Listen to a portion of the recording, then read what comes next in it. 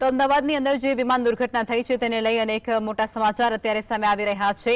Plane દુર્ઘટનાની અંદર સૌથી પહેલો વિડીયો ઉતારનારના ઘરે જીએસટીવીની ટીમ છે તે પહોંચી ચૂકી છે અને જે મેઘાણીનગરની અંદર રહેતા એક સગીરને જે ઘરે પહોંચ્યું જીએસટીવીની ટીમ જેની અંદર તમામ જે દુર્ઘટના સર્જાઈ હતી તેને લઈ અને તેની પાસેથી માહિતી એકત્ર કરવાની કોશિશ કરાશે। પ્લેન દુર્ઘટનામાં સૌથી પહેલો વિડીયો જે પણ યુવકે ઉતાર્યો હતો તે યુવકને અત્યારે મળવા માટે ખાસ જીએસટીવીની ટીમ તેના ઘરે પહોંચી ચૂકી છે અને ત્યાં જઈ અને તપાસ પણ કરવામાં આવી રહી છે। કઈ પ્રકારની ઘટના બની હતી, તેમને શું જોયું હતું તે એકમાત્ર જે પ્રત્યક્ષદર્શી છે અને તેમની પાસે અત્યારે જીએસટીવીની ટીમ છે તે પહોંચી ચૂકી છે। મેઘાણીનગરની અંદર જ તે સગીર રહી રહ્યો છે અને તેનું ઘર પણ ત્યાં જ છે। તો જીએસટીવીની ટીમ ત્યાં પહોંચી ચૂકી છે તેમના ઘરે અને તેમની સાથે ખાસ મુલાકાત કરશે, તમામ જે વિગતો છે તે મેળવવાનો પ્રયાસ કરશે। તે એકમાત્ર એવો વ્યક્તિ છે જેણે સૌથી પહેલો વિડીયો છે જે આ દુર્ઘટના ઘટી હતી તેનો ઉતાર્યો છે અને આ જે દુર્ઘટનાનો વિડીયો ઉતારનાર વ્યક્તિ છે તેની સાથે ખાસ વાતચીત કરવા માટે અત્યારે જીએસટીવીની ટીમ છે તે તેના ઘરે પહોંચી ચૂકી છે।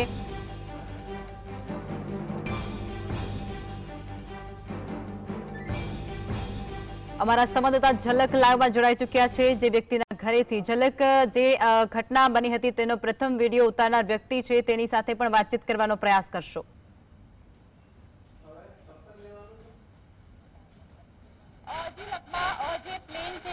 પ્લેન દુર્ઘટના ઘટી હતી તેનો એક જે વિડીયો છે તે સોશિયલ મીડિયામાં ખૂબ જ વાયરલ કરવામાં આવ્યો છે। એ વિડીયો છે તે આ જ જગ્યાએ છે જે જીએસટીવીની ટીમ ઊભી છે, જે લક્ષ્મીનગર વિસ્તાર તે જગ્યાએ જીએસટીવીની ટીમ ઊભી છે। આ જગ્યાએથી જ જે વિડીયો છે તે બનાવવામાં આવ્યો હતો। તમે જોઈ શકો છો કે જે ઘર છે વિડીયો બનાવવામાં આવ્યો હતો ત્યાંથી જે એરપોર્ટ છે તે તો અમદાવાદની અંદર એક એવી દુર્ઘટના ઘટી છે જેને ક્યારેય ભૂલી ન શકાય। તેની અંદર અનેક જે સેંકડો લોકો છે તેમના મોત નીપજી ચૂક્યા છે। લાઈવ દ્રશ્યો પણ તે સામે આવ્યા હતા। હૃદય કંપાવી દે તેવી આ ઘટના અને તેવી આ તસવીરો જેની અંદર જે સ્વજનો છે તે પોતાના જે સ્વજનો છે તેને ઓળખી પણ ન શકે તે પ્રકારની આ ઘટનાની અંદર તેઓના મોત નીપજ્યા છે અને તેઓ જીવતા ભૂંજાઈ ચૂક્યા છે આ ઘટનાની અંદર। ત્યારે આ ઘટના ખૂબ જ કરુણ ઘટના પણ કહી શકાય છે જે અત્યારે અમદાવાદની અંદર જોવા મળી હતી। પ્લેન ક્રેશ થયું અને ત્યારબાદ જે 242 જિંદગીઓ હતી તેની અંદરથી 241 જિંદગીઓ છે તેની અંદર સંપૂર્ણપણે દાઝી ચૂકી હતી અને તે તમામ જે છે તેમના મોત નીપજી ચૂક્યા હતા।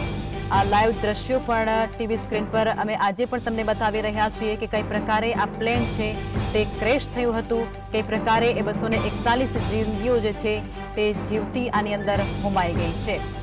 પ્લેન છે તે 1:34 ટેક ઓફ થયો હતો અને ત્યારબાદ 1:40 તે પ્લેન છે તે ક્રેશ થઈ ચૂક્યું હતું। સિવિલ હોસ્પિટલનો જે મેસ ડિપાર્ટમેન્ટ છે, મેસ હોસ્ટેલ, તેની અંદર આ પ્લેન અથડાયું હતું। તેની છત પર આ પ્લેન છે તે ક્રેશ થયું હતું।